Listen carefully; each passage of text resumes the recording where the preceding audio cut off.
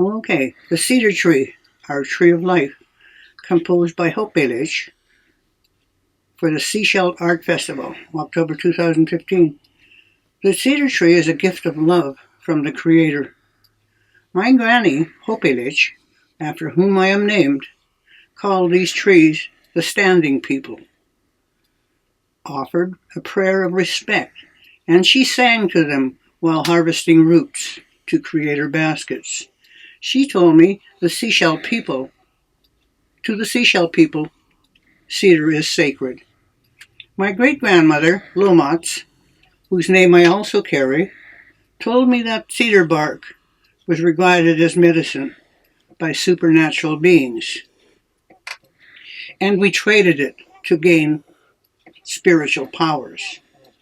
Medicine people use a small cedar branch to brush people down from head to foot, and the twig reveals any malady the person may have.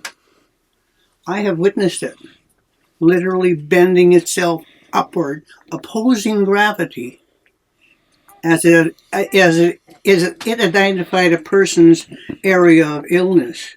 When used with wisdom, love, and empathy, it is a powerful medicine.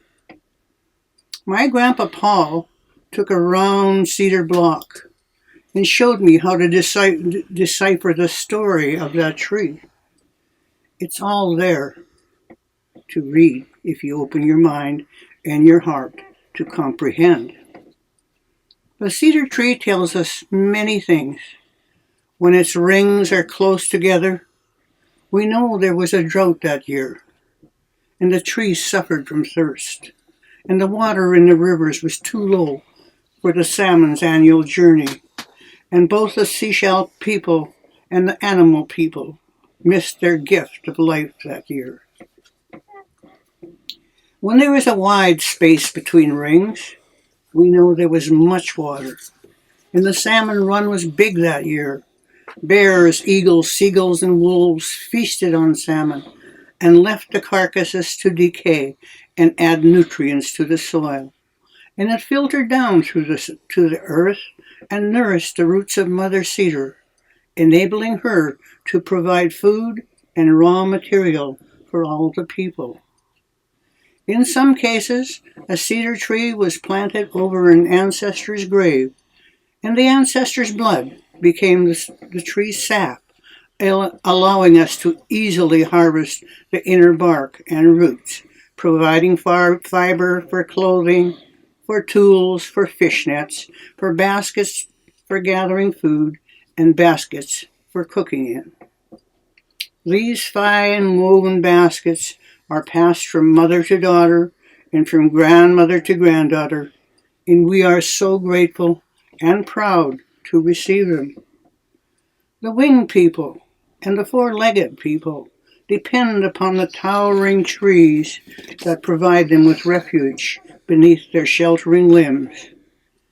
And these cedar trees breathe for us and supply us with drinking water, which they store in the earth and moss beneath them. And when the tree grew large enough, it was felled with much ceremony, the men singing a song of thanksgiving as they toiled with careful hands, and it became a canoe. A canoe traveling the ocean, rivers, and lakes, carrying the people upon the water. When you work with cedar and discipline your mind, you are a part of the spiritual world that our ancestors knew so well. The canoe brought them to sacred ceremonies, the pullers singing as they paddle, a song received from an ancestor explaining the circle of life. This is a spiritual journey, a journey of forgiveness,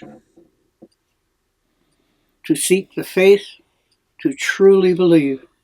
This journey healed them physically, spiritually, and mentally, reminding them to be thankful, to respect the invisible thread of creation that connects all living things. Not just all living things, but everything that is Mother Earth.